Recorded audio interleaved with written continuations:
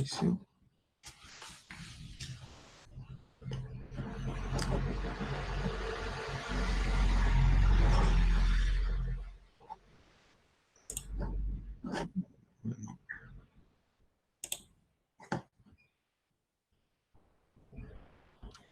Entonces empezamos lo que es patología en piso, que es la clase número 8. Vamos a tratar de avanzar rápidamente, después vemos los trabajos prácticos. Estuve mirando lo que me enviaron en la semana algunos, ¿verdad? A la que no le pudo responder fue a Maricel, ¿verdad? Que me envió por correo, ayer estaba mirando, entonces ya visto así en forma general y en algún momento seguramente vamos a ir ajustando algunas cosas de su trabajo práctico. Bueno, iniciando un poco, vamos a ver lo que son los contrapisos, una pequeña definición. Dice que el contrapiso es la capa de relleno homogéneo. No, no se observa. Ah, bueno, eso. Bueno, vamos a tratar de cambiar esto aquí.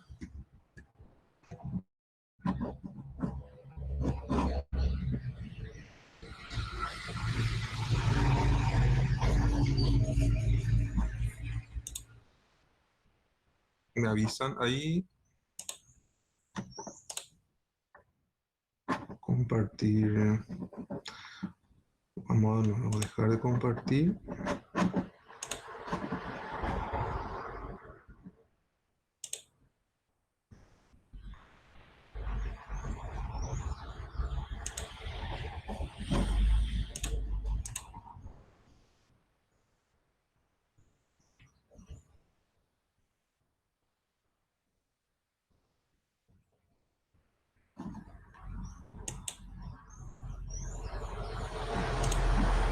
Me avisan si ya pueden ver.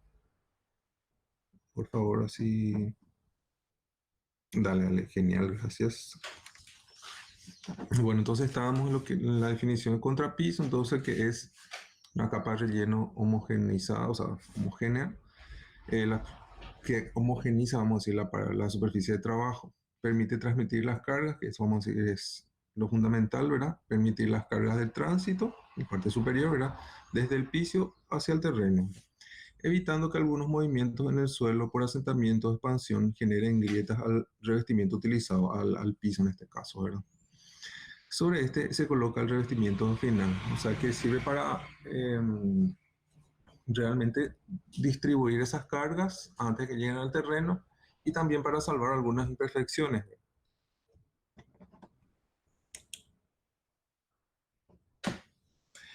En las principales patologías en contrapiso, acá podemos ver que de repente al terminar aparecen fisuras por retracción, ¿verdad? Fisuras de movimiento, ¿verdad? Del mismo, ¿verdad? Por dilatación, ¿verdad? Y contrapiso arenoso, como vamos a decir, un contrapiso muy pobre, ¿verdad? De una mezcla muy pobre. Y se puede ver cómo hay desprendimiento. Sabemos que la retracción aparece por falta de curado, ¿verdad? Eso entonces, de repente, si tenemos una carpeta o un mortero, entonces, luego del cargado del mismo, conviene curarlo, ¿verdad? Fisura de movimiento. Si es demasiado grande, eh, tener en cuenta las juntas, ¿verdad? Y el contrapiso arenoso, atender bien la dosificación, ¿verdad? Que no nos falte cemento especialmente. El proceso de identificación de las patologías contrapisos es muy simple, ¿verdad? Existen dos verificaciones básicas que se pueden hacer y que serían la visual y la sonora, ¿verdad? La visual es donde se identifican las grietas, fisuras, que vimos recién, ¿verdad? Y el descascaramiento del contrapiso, ¿verdad? En el caso de que sea muy pobre y eso se levante o se disgrede todo. Y la identificación sonora debe ser hecha para identificar sectores pobres del contrapiso, o sea, realmente sectores con oquedades, ¿verdad? Eso es golpeando seguramente, o sea, se golpea con un martillo, ¿verdad? Y se va, donde, especialmente donde se tengan dudas, ¿verdad? De repente uno no pudo controlar bien ese sector, no estuvo, qué sé yo, uno de ese tipo, o sea, no tuviste un control bajo, vamos a decir, entonces puedes verificar que no queden oquedades.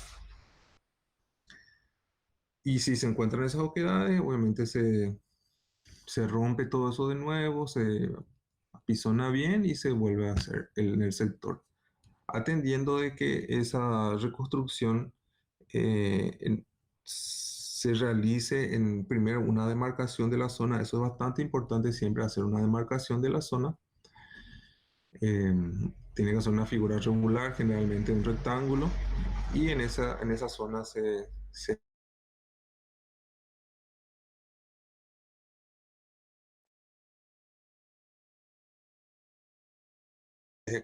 hacerla, siguiendo las normas, ¿verdad? En los lugares donde ocurren las enmiendas, se debe tener cuidado de no generar nuevas lesiones.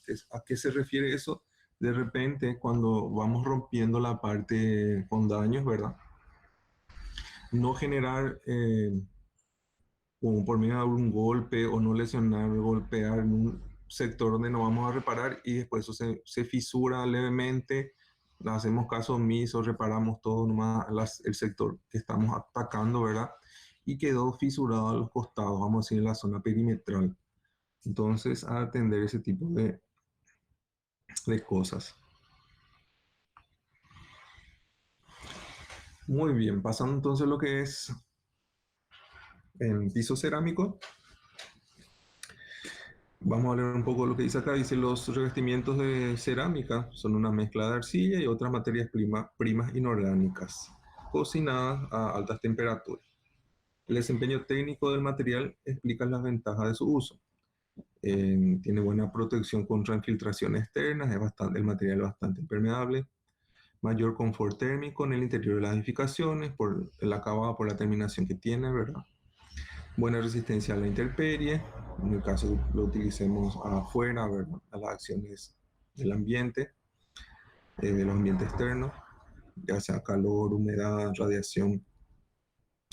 Protección mecánica de gran durabilidad, aparte de proteger bien la zona, o sea, eso se refiere realmente a lo que es el desgaste, ¿verdad? El desgaste de las láminas superiores, larga vida útil y fácil limpieza y mantenimiento.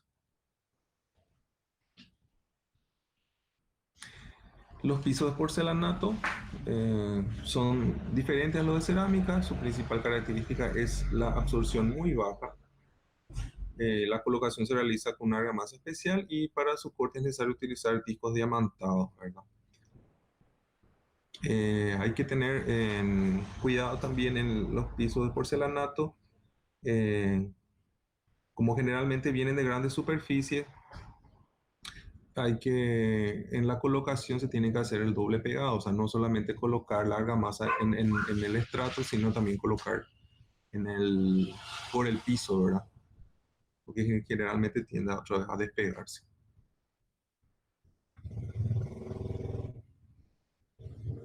Entonces se entiende colocar, vamos a ir por el contrapiso y por la pieza antes de bajarla, ¿verdad? Y pegar. Y las patologías de estos tipos de pisos son de despegue de las placas por una mala adherencia, ¿verdad?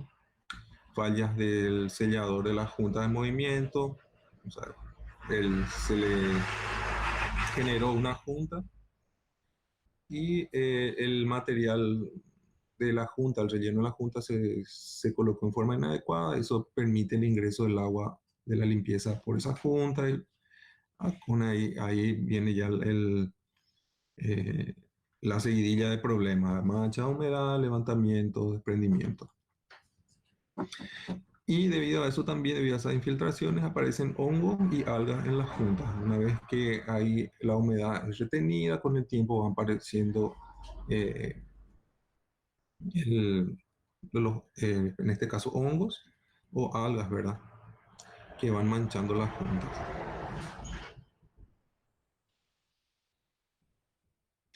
Las patologías de los porcelanatos son prácticamente bastante, bastante igual, ¿verdad? Una vez que se afecta el- la junta, o la argamasa o está mal ejecutado el proceso de colocación, hay despegue de las placas y eflorescencia de las juntas. Esto también es debido a presencia de agua, ¿verdad? Que va arrastrando el calcio, ¿verdad? Se produce hidróxido de calcio, ¿verdad?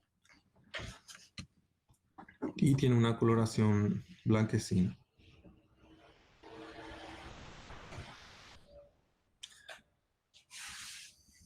Pasamos a ver entonces lo que son los pisos de madera.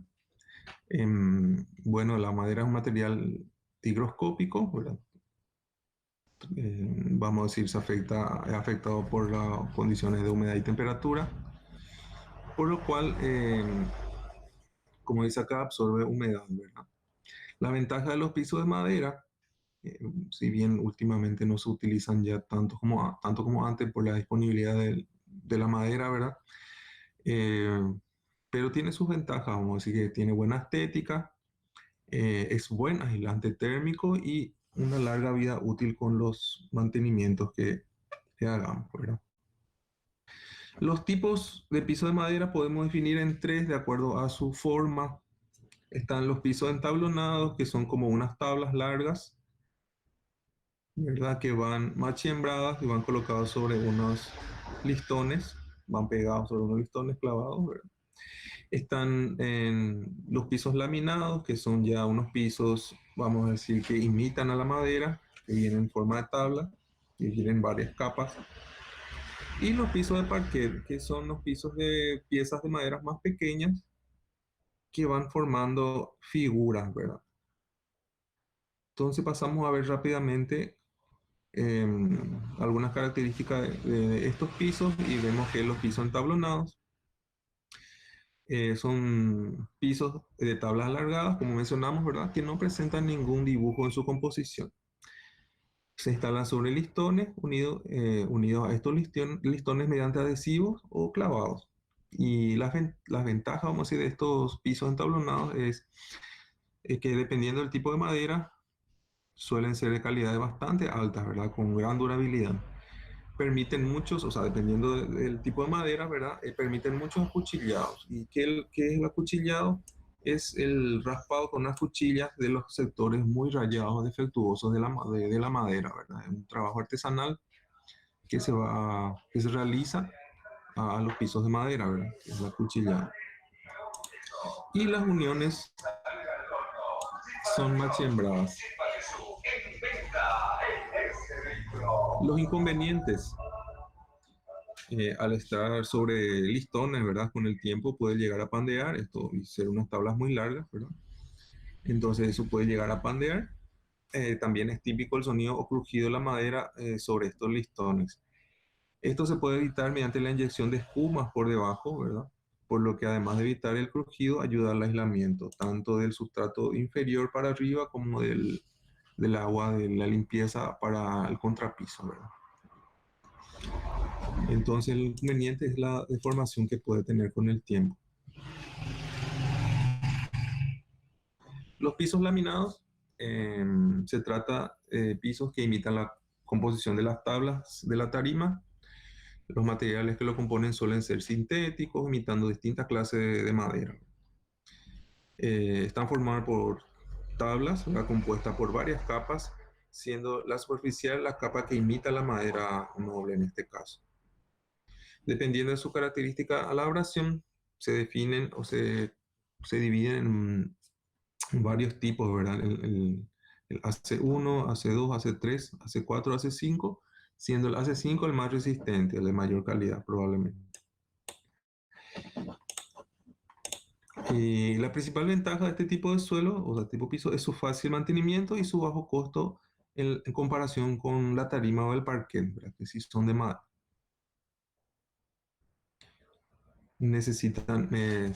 Sería que necesitan menos mantenimiento. O sea, el periodo de mantenimiento puede ser mayor, ¿verdad? El tiempo en que se vuelve a hacer un mantenimiento. El piso de parquet, entonces, el último caso que estamos viendo, de piso de madera, esto está formado por pequeñas piezas que van formando dibujos y composiciones. En ocasiones es bastante complejo dependiendo qué tipo de dibujo y del tamaño también de las piezas, ¿verdad? El parquet va pegado directamente al soporte mediante colas o adhesivos. Las ventajas, igual que la tarima, ¿verdad? Son suelos de alta calidad, permite composiciones diversas, diversos tipos de dibujo. El parquet tiene una gran durabilidad y dependiendo del tipo de madera también eh, eso vamos a decir que conlleva a un mayor o menor periodo de realización del mantenimiento. Las desventajas, la principal desventaja del parquet es que al estar pegado, ¿verdad? Suelen desprenderse las pequeñas piezas con el tiempo. Tanto la tarima y el parquet requieren un cuidado especial, se ha de cuidar su exposición excesiva al sol y al agua y se debe aplicar una capa protectora sobre la madera a modo de barniz o cera, que aparte de embellecer, vamos a decir, el piso, le ayudan a la resistencia, al desgaste y a los agentes externos. Las patologías en pisos de madera pueden dividirse en estos factores, estos cuatro factores que son de ejecución, ¿verdad? Una mala ejecución, físicas, debidas, vamos a decir, a la dilatación, ¿verdad? O la falta de junta, químicas por el ataque de agentes químicos externos, ¿verdad? Y biológicos por el ataque en este caso, de xilófagos. ¿Qué son los xilófagos? Son los bichitos estos que atacan la madera, como la termita ocupi, ¿verdad?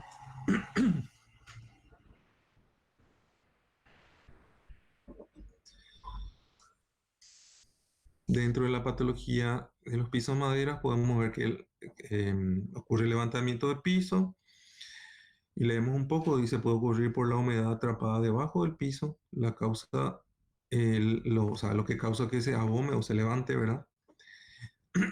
En un aumento de las dimensiones originales de la madera por absorción de humedad.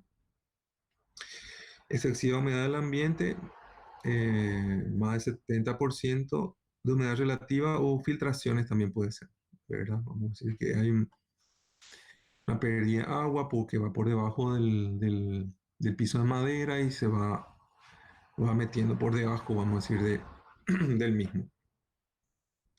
Lo que ocurre es que al crecer choca con la pared de debajo del zócalo, acá podemos ver en la foto, y al no poder seguir creciendo y empujando, ¿verdad? No poder, al no encontrar un espacio para la deformación, se levanta en el lugar más débil. Podemos ver acá en esta foto.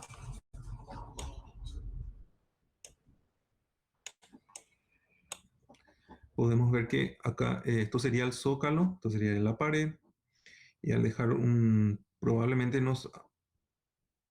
bueno, a lo mejor no se dejó también ese espacio suficiente para la junta, se dejó un espacio muy pequeño para la dilatación, y eso con presencia de la humedad hizo que al deformarse estas piezas no encuentren lugar para deformarse y empieza a levantarse en el lugar más débil.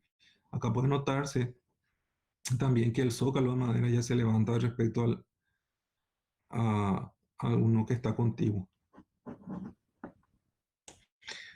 Bueno, esto se debe también por absorción de humedad o puede ser por un error en la ejecución o por falta de espacio para dilatación en la zona de los zócalos, que es un error en la ejecución, ¿verdad? Vamos a decir que este último caso cae en el anterior. Moho, presencia de moho, ¿verdad? Si la humedad por encima del piso durante un tiempo va quedando, ¿verdad? Eso con el tiempo, ¿verdad? Eh, genera o atrae la presencia de manchas y crecimiento de moho, ¿verdad? Y para eliminar estas manchas, bueno, necesariamente hay que eliminar eh, la presencia de la humedad, ¿verdad? El ingreso de la humedad. Y patología por ataque de xilófagos, ¿verdad? Que son unos bichitos. Acá podemos ver.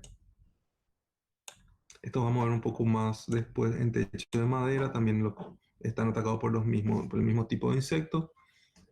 Que hablan un poco acá de que se pueden ver los tipos de daños, ¿verdad? Esto es un anóvido que va generando unas perforaciones del líquido y el cerambícido.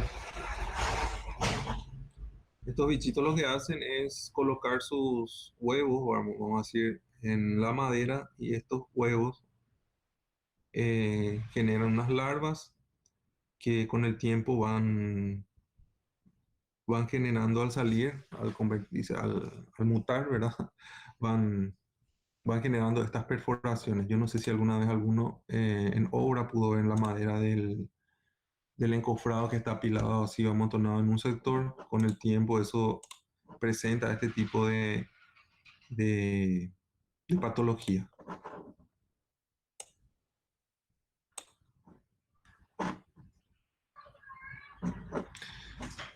Y la otra patología, o la patología siguiente que vemos, es el gasto por el uso, ¿verdad?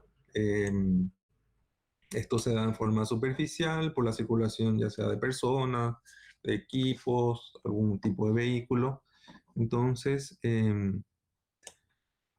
sería la patología de gasto por el uso. De esto vamos a decir que con mantenimiento, otra vez con los acuchillados, se van sacando las imperfecciones y luego por medio de barnices o cera recupera otra vez, vamos a decir, eh, las características iniciales que tenía al colocar recién el piso de madera.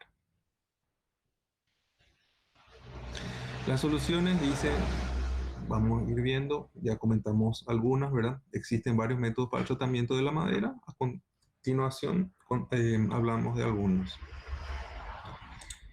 Para el tratamiento con los xilófagos, existen varios tipos, vamos a decir, de soluciones por medio de cebos, por medio de eh, algunos gases, inclusive se tapa todo el piso, se le coloca algunos gases, especialmente cuando hay termitas, por lo menos de la aspersión de algunos líquidos, ¿verdad? Entonces, em, vamos a ir viendo algunos de ellos y voy a colocar un poco mejor esto.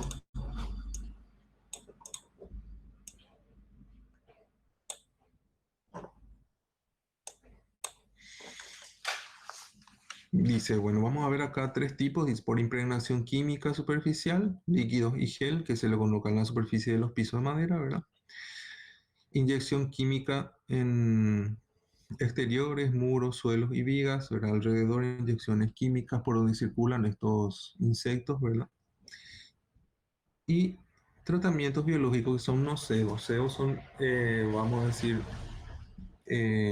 unos compuestos químicos, ¿verdad? Orgánicos que uno va dejando para que ellos eso vayan llevando a su nido, ¿verdad? O vayan consumiendo y con el tiempo los va matando a todos, ¿verdad? Se va eliminando la colonia. Vamos a ver un poco a grandes rasgos acá. Dice, los productos utilizados para los métodos de impregnación e inyección se denominan de tipo orgánico, ¿verdad? Se llaman así porque contienen disolventes derivados de petróleo para la solubilización de las sustancias activas de síntesis. Permetrina, lindano, dice. Se fijan por resinas y son productos bastante estables y penetrantes a la madera. Estos productos previenen y acaban con los individuos de los insectos, hongos y lófagos, ya que impregnan la madera con biocidas y así provocan la muerte de aquellos cuando las digieren. Sin embargo, para los insectos del tipo social, de las termitas, se necesitan otro tipo de tratamiento. Dice que acabe con la generación de larvas por parte de la reina de la colonia. Estos tratamientos se desarrollaron a fines del siglo XX y se llaman tratamientos biológicos o cebos. Los cebos son pequeños contenedores de pared o de suelo, dice que incluyen celulosa, que es el alimento principal de las termitas. Estos se colocan en zonas donde existen puntos activos de ataque de las termitas. Se monitorizan periódicamente y si se encuentran termitas, se sustituye la celulosa pura por el sebo impregnado con el producto, que tras ser consumido y repartido lentamente por toda la colonia, incluida la reina, extermina a la colonia. Como pueden ver, la eliminación de las termitas es bastante compleja, ¿verdad? Se le coloca un sebo de tipo celulosa que cuando uno se da cuenta que ellos empiezan a consumirlo, se le cambia por el sebo que él contiene, ya vamos a decir, los agentes químicos, ¿verdad? Para la terminación de la colonia, que es, vamos a decir, un proceso un poco más complejo que simplemente colocarle un líquido de base, acá, como habla de, a base de elementos derivados del petróleo, ¿verdad? Profe, Sí, ese no es el famoso Cupifin. sí, el cupifín creo que es un líquido que uno va colocando. Me parece que eso le mata, no sé, por inhalación o ello. eh, o la verdad que no sé si es el caso del sebo o el cupifín, ¿verdad? Para mí que el caso del cupifín es más bien el que es derivado que tiene que contiene derivados del petróleo, ¿verdad? Y Sí, otros. por eso preguntaba. Ah, sí, justamente. Porque lo que pasa con los, especialmente, esto ya un poco en la clase siguiente, pero vamos a comentar un poquito. Lo que pasa con las termitas o el QPI es que ellos, al ser ciegos, se manejan por el olor de las hormonas que liberan. Entonces, de repente yo puedo encontrar un nido de termita y destruir el mismo, colocarle algún veneno, qué sé yo, algún insecticida, ¿verdad? Eh, Eso con el tiempo desaparece ese olor, desaparece la acción del insecticida y las termitas, vamos a decir que van oliendo otra vez el rastro que ellos dejaron con las hormonas y se van y se presentan otra vez en ese lugar. Por eso es que generalmente uno cuando ve esas colonias, esas, vamos a llamarlas así rápido, esas pelotas vamos a decir, la colonia de las termitas, eh, se destruyen, le colocan un veneno y al tiempo otra vez vuelven a aparecer ahí, ¿verdad? O sea que vamos a decir que vuelven otra vez a los lugares donde dejaron sus rastros. Entonces, de repente con la exterminación total de la colonia, ¿verdad? Especialmente de la reina, como habla acá de las larvas, pues generalmente podemos, vamos a decir, eh, eliminar a todas las obreras, ¿verdad? Pero quedan los huevos, quedan las larvas y eso después traerse, eh, genera otra una nueva colonia, ¿verdad?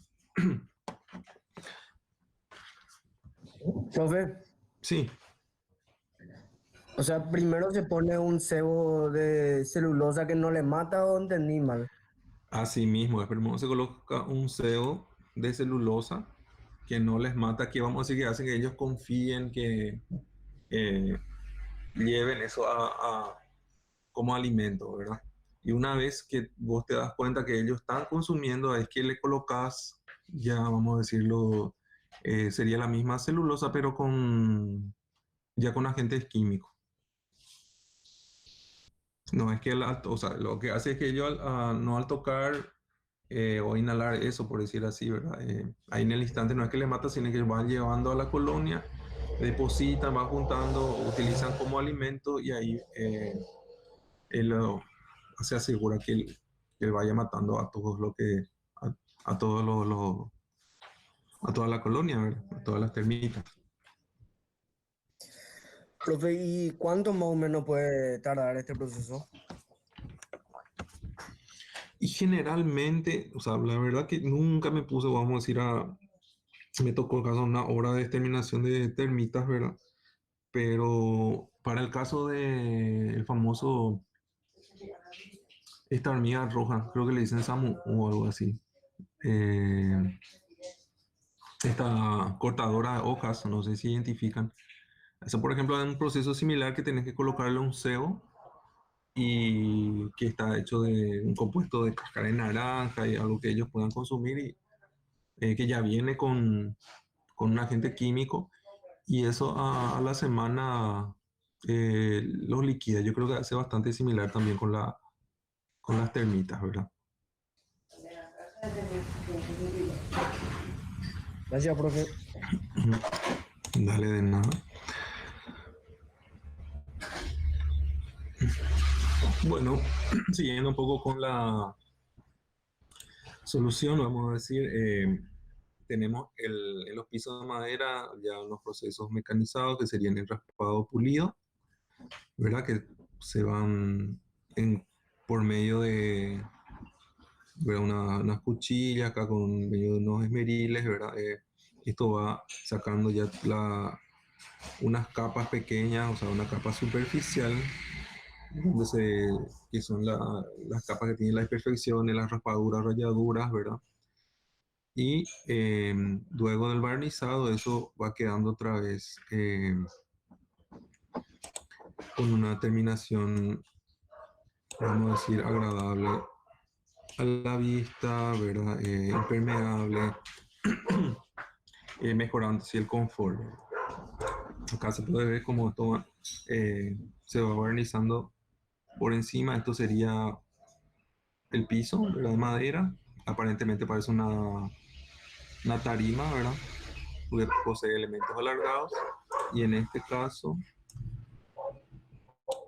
acá ya aparece el piso de parquet, porque como pueden ver, tiene elementos mucho más pequeños que van formando dibujos.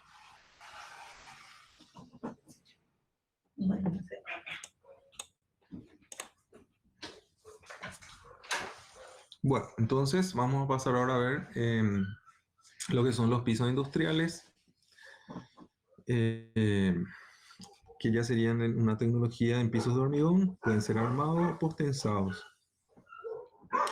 Tienen estructuración en camadas, son grandes placas y por ende tienen menor número de juntas. Y hay que tener mucho cuidado con la terminación, ¿verdad? En el momento saben muy bien que por la retracción del hormigón, ¿verdad? Por la pérdida de agua, eso genera fisura, entonces hay que hacer el aserrado y curado oportuno.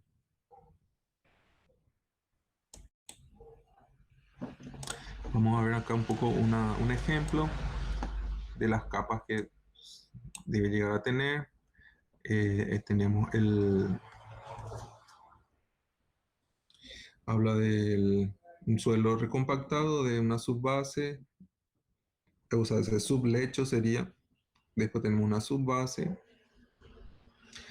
Tenemos acá una capa, un lienzo simple de polietileno, ¿verdad? Para cortar el avance de la humedad. Tenemos en este caso las armaduras son por telas soldadas, por mallas, serían mallas de armaduras, ¿verdad? Inferior y superior. Y el piso de hormigón en sí, ¿verdad? Todo esto con el acabamiento, la terminación eh, lisa o el espejado. Que ahora veo que se está utilizando mucho es el hormigón pulido, no sé si ya llegaron a ver. Voy a tratar de conseguir algunas fotos para mostrarle, queda bastante bien. Se hace por medio de unas máquinas que van puliendo y dejando eh, una superficie bastante lisa, brillosa y, y resistente, ¿verdad? De hecho, por ser hormigón.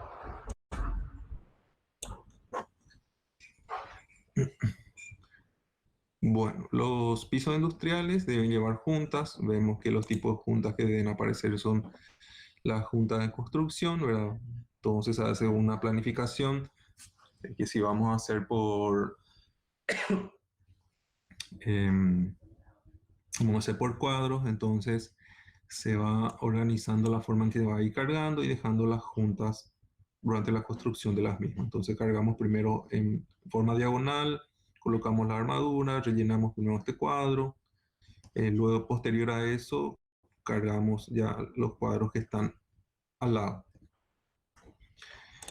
Luego tenemos las juntas de retracción, que en las primeras edades de ese hormigón se deben realizar para definir, ¿verdad?, el lugar del corte o dónde el hormigón tiene que cortarse, porque ¿qué pasa si no hacemos en el tiempo? Durante las primeras edades dejamos pasar, qué sé yo, el tiempo de corte. El hormigón por retracción se va cortando él solo, ¿verdad? Va generando su junta, vamos a decir, ¿verdad? Entonces, para poder controlar esa rotura por retracción, lo que hacemos es cortar por lo menos el 50% del espesor para que por acción de la retracción en esa línea de debilitamiento se genere el corte, o sea, sí, el corte por retracción, ¿verdad? Ya por la deformación del hormigón. O sea, nosotros realizamos el corte, debilitamos esta sección para que por la deformación en ese punto el hormigón termine cortando, ¿verdad? Y la junta de dilatación, que de acuerdo a las deformaciones se van generando, ¿verdad?, los espacios como para poder permitir la deformación por la dilatación de las placas y del piso, ¿verdad? Acá podemos ver que están realizando el relleno de la junta para impermeabilización.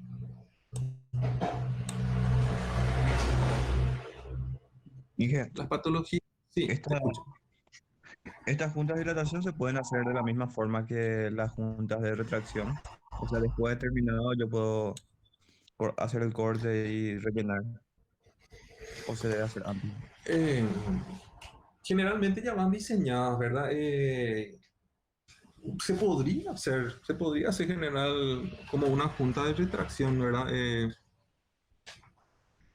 O generalmente lo que se deja también es, dependiendo del tipo de circulación de vehículos, o sea que todo depende un poco, ¿verdad?, del diseño. Por ejemplo, si va a haber un tránsito muy pesado, generalmente lleva unos elementos de junta que son como unas chapas, ¿verdad?, que dividen ambos elementos. Pero sí, se podría hacer por medio del aserrado. O directamente una junta de construcción ya haces en el lugar donde vas a tener tu junta de dilatación, ¿verdad? Y podría ser también. O sea, Parece que eso es lo mejor, ¿verdad? sí, yo creo que conviene más definir ya tu junta de construcción, donde vas a tener tu junta de dilatación, y entonces le generas ahí ya en el momento de la construcción, ¿verdad? No estar haciendo después con el aserrado y todo ese tipo de cosas, aunque dependiendo muchas veces de la utilización que va a tener, si va a ser un depósito solamente, o va a circular solamente o personas, o de las dimensiones que tiene, ¿verdad? De repente con una le generas un corte y ahí ya tenés tu junta de dilatación también, o sea que es un poco ir evaluando, especialmente ya cuando vas diseñando, eh, cómo y qué tipo de juntas, o sea, cómo vas a ir generando las juntas, ¿verdad? Pero a la pregunta que me dijiste, sí, es mejor ya en este caso si tenés tu piso, obviamente tenés que tener diseñado antes, eh, donde tenés tu junta de construcción, que quede ya ahí la junta de dilatación, de generar el espacio, ¿verdad?, como para que se pueda absorber esas deformaciones. A ver, gracias. Bueno, entonces pasando a las patologías de los pisos industriales, vemos que pueden ser estructurales, que tienen que ver un poco con la capacidad de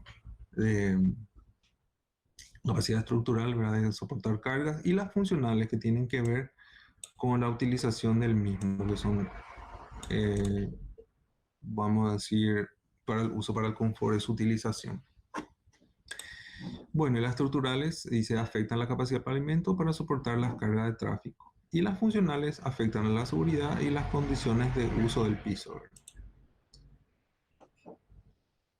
Em, Dentro de las patologías podemos ver fisuras y intersección de fisuras. Ya en este caso ya se nota que por retracción se generó unas fisuras que se fueron intersectando. Generalmente después de esta intersección de fisuras, cuando hay presencia de agua y tráfico pesado, aparece lo que se llama, se denomina el bombeo de material, que generalmente ocurre en las juntas también, que generamos en las juntas que no están bien impermeabilizadas. El agua, vamos a decir que va arrastrando material de la base para arriba por medio de la presión de que ejerce la rueda, ¿verdad? Va moviendo el agua de un lado para otro ya el sustrato inferior, especialmente las partículas menores, y con el siguiente paso y paso esas partículas van saliendo con el agua para afuera y va generando unas oquedades, huecos debajo del piso. Y que hace que al no tener un soporte en estos puntos, puede ser ya una junta o puede ser así una intersección de fisura, eh, este piso en esos puntos va generando otras fisuras al no absorber los esfuerzos de tracción, ¿verdad? Como abajo está descalzado, se genera una deformación de eh, tracción superior y se empieza a fisurar acá alrededor de este punto, que como les digo puede ocurrir también en la intersección de unas juntas, ¿verdad? En la intersección de las juntas. O directamente en tráfico muy pesado, cuando las barras de transferencia no son suficientes, hacen que las placas se muevan una respecto a otras, ¿verdad? Y ahí, si eso entra agua por debajo, ya esa agua va moviendo los sustratos menores, las partículas más pequeñas y va sacando y genera los huecos, ¿verdad? Por debajo del pavimento. Vemos un poco más acá, son fisuras por retracción y delaminación, que tiene que ver ya con la falta de agua del material, ¿verdad? En la mezcla. Otras patologías que sería el desnivel, un mal control de la ejecución, ¿verdad? Y la generación de juntas frías, ¿verdad? Entre un cargamento y otro hubo un problema con el camión, se descompuso, se trancó en la entrada, pues justo llovió y hay barro, no están pudiendo estirar, hay que traer una retro, o sea, un montón de problemas que se tienen que solucionar y mientras tanto se genera ya una junta fría entre la colocación de un sector del hormigón en un sector y su continuidad siguiente, ¿verdad?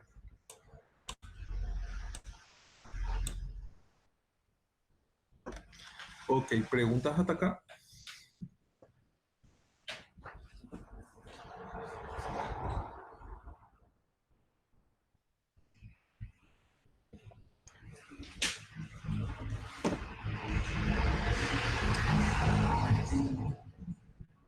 Si me dan un momentito, voy a cerrar una ventana porque hay demasiado ruido afuera. Eh, ya vuelvo.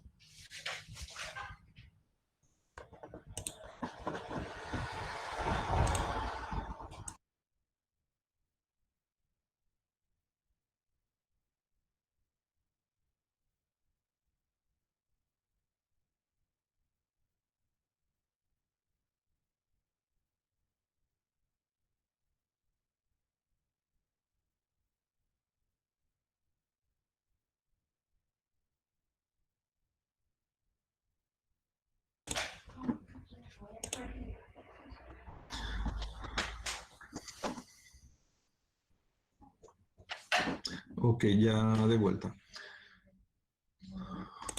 Bueno, entonces, como para todos los casos, hay que tener, para los pisos, hay que tener cuidado tanto ya en la etapa de diseño, en la etapa de la construcción, ¿verdad? Hay que ir tal vez ajustando si el diseño se ejecutó muy rápido, no se tuvo en cuenta, ¿verdad? Muchas veces durante la construcción se tiene que ir haciendo los ajustes, ¿verdad?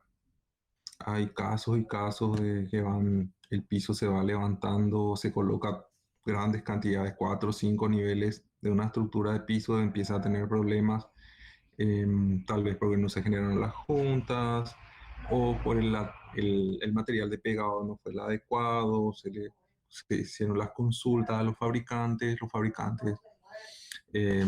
te dicen, bueno, puede utilizar este adhesivo para pisos pero después había sido en la colocación, de acuerdo a las dimensiones, como le comenté, si es un piso mayor a 40 centímetros, ya el pegado del colado tiene que hacerse ya por el elemento y también por el piso, ahora para que después eso no se levante, o directamente puede ser una mano obra no calificada que esté colocando ese piso y se tenga problemas posteriormente, ¿verdad?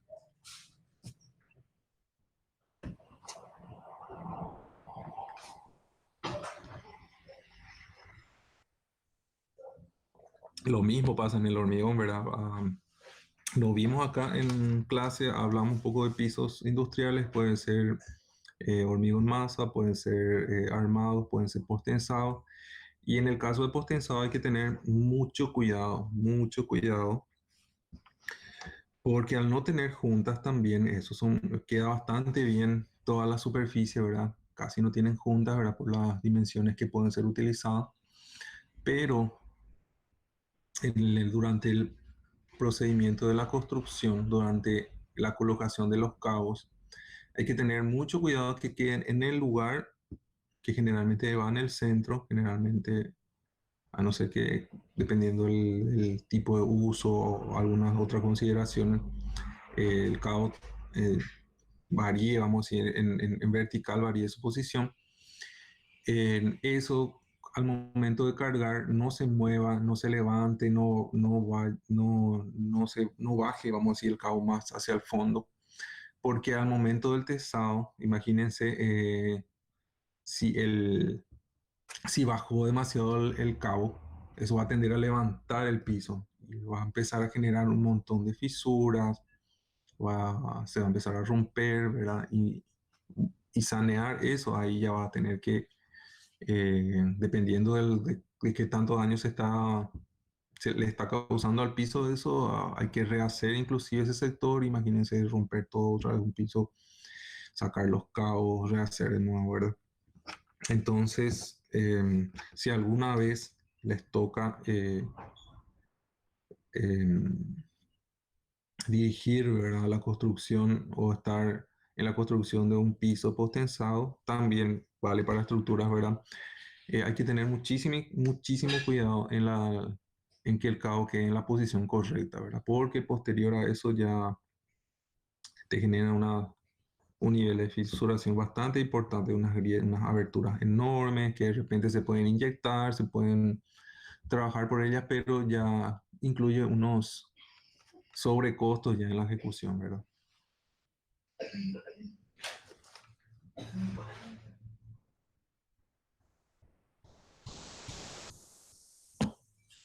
Ahí ya eh, empieza a haber problemas, ¿no? Que el que diseñó mal, ¿no? Que el que construyó mal, ¿no? Que el que vino a colocar el hormigón pisó todo, no atendió. Es un problema para ver quién es el culpable, vamos a hacer, de que generó, o el que colocó los cabos, se empiezan a ver fotografías, se hacen las evaluaciones.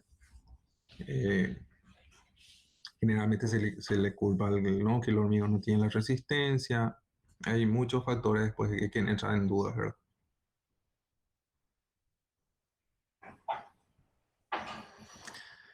Ok, preguntas hasta acá. Entonces, para ir avanzando un poco en la clase de hoy, que vamos a tener otras correcciones. Sí, ¿Con qué se rellenan las juntas de dilatación? ¿Qué material se puede utilizar para eso? y existen varios tipos, ¿verdad? Que son, como vimos en los techos planos, ¿verdad? Suelen utilizarse estos materiales. Le voy a decir un nombre comercial que más se usa, es de Zika, Zika Flex se llama. Es el que mejor se comporta, vamos a decir, a, a las deformaciones que tiene que absorber, ¿verdad? En pisos industriales de repente, eh, no sé, dependiendo de... Antiguamente se utilizaba generalmente algunas lechadas fálticas, pero esas si no se hacen bien, se tienden a fisurarse en cualquier parte. Si se diluye demasiado o si se coloca mal, eso generalmente aparte de que mancha todo, ¿verdad? Si no tiene buen cuidado, no es es más barato, ¿verdad? Pero no es una muy buena solución, ¿verdad? A no ser que sea un no sé, un lugar donde eh, no sé, no vamos a tener presencia de agua con el tiempo, donde vamos a estar seguros, pero generalmente no se recomienda tanto utilizar.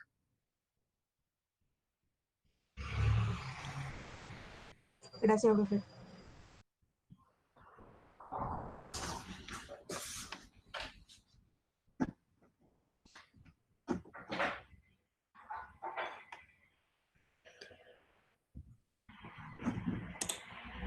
Ok,